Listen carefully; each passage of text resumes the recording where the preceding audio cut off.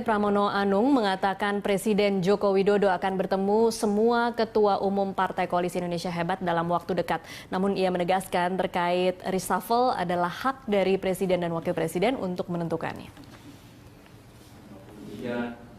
Sekretaris Kabinet Pramono Anung tidak membantah apakah akan ada reshuffle Kabinet Kerja Jilid 2 dalam waktu dekat. Ia menjelaskan Presiden dan Wakil Presiden akan melihat perkembangan masyarakat terkait kinerja menterinya.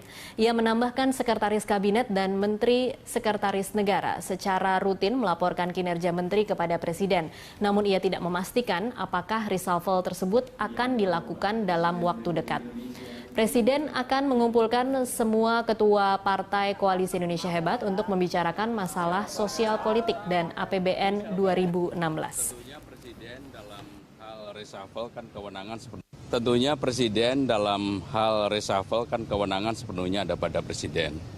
Dan Presiden dari waktu ke waktu juga mendengarkan hal yang berkembang di masyarakat serta performance, appearance, capaian dari masing-masing menteri, dan beliau juga secara rutin dilaporkan baik oleh Seskap maupun Mensesnek tentang berbagai hal berkaitan dengan kementerian.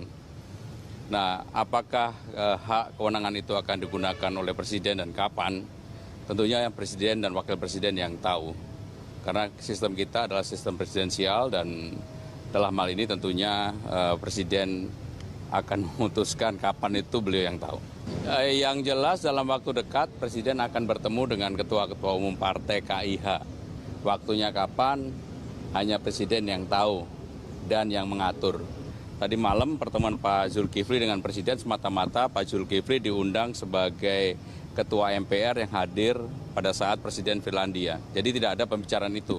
Tetapi kalau kemudian beliau berdua bisi-bisi saya nggak tahu. Ya pemirsa, untuk mengetahui seberapa besar keinginan publik untuk melakukan bagi Presiden untuk melakukan reshuffle, kami akan tampilkan data dari CSIS berikut ini. Ini adalah data yang dirilis pada 25 Oktober kemarin. Survei CSIS mengungkapkan ada 52,7% responden mendukung reshuffle, kemudian 42,3% tidak perlu dan 4,9% tidak tahu.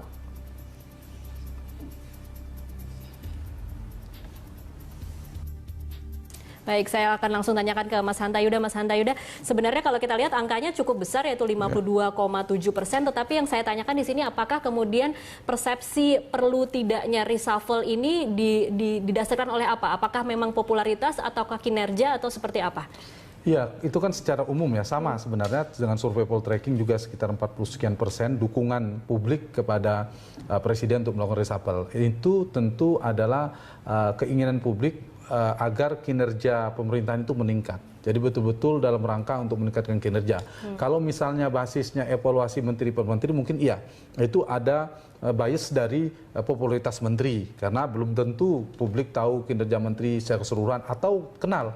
Bagaimana ingin menilai kalau tidak kenal misalnya. Tetapi kalau soal secara umum seperti data tadi itu menurut saya relevan untuk jadikan masukan. Itu artinya publik menginginkan ada peningkatan kinerja. Publik menginginkan ada perubahan performa, ada gebrakan. Istilah kita itu ada ledakan atau gebrakan politik dari pemerintah yang dirasakan oleh publik. Yang selama ini tidak terasa berarti belum ya? terasa, salah satunya yang jangka pendek. Kita tetap mengapresiasi ya jangka panjang, pembangunan infrastruktur, program-program jangka panjang. Tapi jangka pendek belum, terutama di bidang ekonomi, stabilisasi harga dan sebagainya, itu yang belum dirasakan publik. Oke, masalahnya mengganti pemain itu kan juga belum tentu hasilnya akan lebih baik kan?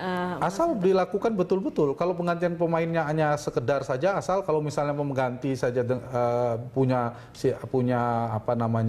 aturan, punya mekanisme, punya indikator yang ketat, saya kok optimis ya. Tetapi reshuffle-nya betul-betul karena basis kinerja menterinya punya integritas, punya kapabilitas, kemampuan di bidang itu, tidak dipaksa-paksa untuk menjadi menteri X misalnya, kemudian punya pengalaman prestatif, apalagi didukung punya topangan dukungan politik lebih bagus lagi. Nah, kalau itu dilakukan oleh Presiden betul-betul firm dalam rangka untuk meningkatkan kinerja pemerintah, kemudian berkoordinasi dengan ketua umum, sah-sah saja menurut saya. Tapi kalau kemudian nama-namanya sudah diatur lagi-lagi, bukan bukan orang pilihan presiden, tapi lebih pada pilihan ketua umum. Nah itu yang sangat disayangkan. Belum tentu, seperti Tasya katakan tadi, belum tentu nanti menjawab persoalan. Jadi begini, kadar derajatnya lebih banyak apa? Lebih banyak karena perimbangan politik atau karena peningkatan kinerja. Kalau keduanya perlu menurut saya. Tapi kalau misalnya kinerjanya disingkirkan, bala itu harus diutamakan. Karena basis kinerja itu orang ini diganti karena kinerjanya rendah. Jangan sampai orang ini diganti karena tidak punya basis politik. Orang ini diangkat karena dia punya basis politik. Nah, kalau misalnya karena kinerja itu nomor satu, lalu di saat yang sama ketemunya adalah sama-sama punya integritas, sama-sama punya kapabilitas, kualitasnya sama, yang salah satu menteri dari partai, ya nggak apa-apa, lebih baik diambil karena topangan politik. Karena kalau saya pada posisi tidak mendikotomi antara profesional dan partai. Yang saya dikotomikan adalah partai non-partai, karena yang partai tidak profesional, yang non-partai itu tidak otomatis orang profesional. Dia mau partai non-partai yang penting punya profesionalisme, artinya di bidangnya. Bisa kerja atau tidak gitu ya? Iya betul, karena presiden sebagai usernya kan harus cari orang terbaik di partai atau di non-partai. Oke, baik. Saya ke Mas Viva Yoga lagi. Mas Viva Yoga, kalau PAN sendiri menilainya kabinet Jokowi setelah reshuffle pertama kemarin, seperti apa? Masih ada ruangkah untuk beberapa posisi sebenarnya lebih baik dicopot kemudian diganti? Kalau soal ada ruang apa tidak itu kami tidak masuk dalam wilayah itu. Tentunya juga Bapak Presiden dengan tim kerjanya mampu untuk melakukan evaluasi dan monitoring terhadap pencapaian target serta capaian kinerja dari masing-masing kementerian dan lembaga. Jadi tentunya Bapak Presiden juga akan tetap memperhatikan harmoni, tidak akan merusak atau tidak akan mencidrai dengan bergabungnya PAN masuk di pemerintahan terhadap partai-partai politik yang telah mendukung sejak awal. Jadi kami ingin bahwa dengan bergabungnya PAN itu janganlah timbul masalah baru di pemerintahan. Itu yang PAN tidak harapkan seperti itu. Justru PAN ingin agar menambah energi baru, agar lebih kuat lagi, lebih sehat, dan bisa mampu untuk meningkatkan kinerja. Apakah jawaban seperti itu bisa saya artikan bahwa PAN ingin masuk tapi jangan mengganggu posisi partai yang sudah ada begitu, Mas Viva? PAN memang sudah masuk di pemerintahan Presiden Pak Jokowi, tetapi kemudian untuk apakah ada posisi politik, ya, apakah di kabinet atau di mana, itu sepenuhnya PAN menghormati keputusan dari Presiden Jokowi. PAN tidak akan melakukan intervensi, tidak akan menekan, tidak akan ikut campur pada wilayah itu. Jadi sepenuhnya tanpa syarat PAN mendukung Presiden Jokowi. Baik. Ada statement dari Fadlizon hari ini, Mas Viva Yoga, yang mengatakan bahwa kalaupun PAN masuk dalam kabinet, PAN itu tetap bergabung dengan KMP. Ini maksudnya apa ya, Mas Viva? Kami melihat di lapangan persoalan KMP dan KIH itu kan ada di DPR, Mbak Tasya. Jadi sebenarnya kami yang ada di DPR itu sudah tidak merasakan lagi adanya blok-blok politik KMP atau KIH, karena sebenarnya lebih berpijak pada proses untuk memaksimalkan fungsi sebagai anggota DPR, yaitu fungsi legislasi, fungsi budgeting, dan fungsi controlling. Bahkan sebagian dari partai-partai politik yang ada di pemerintah itu juga berpikir dan mengkritik keras terhadap kebijakan pemerintah karena orientasinya melakukan fungsi pengawasan agar pemerintah ini bisa bekerja dan berjalan dengan baik dan bisa meningkatkan kualitas pekerjaannya.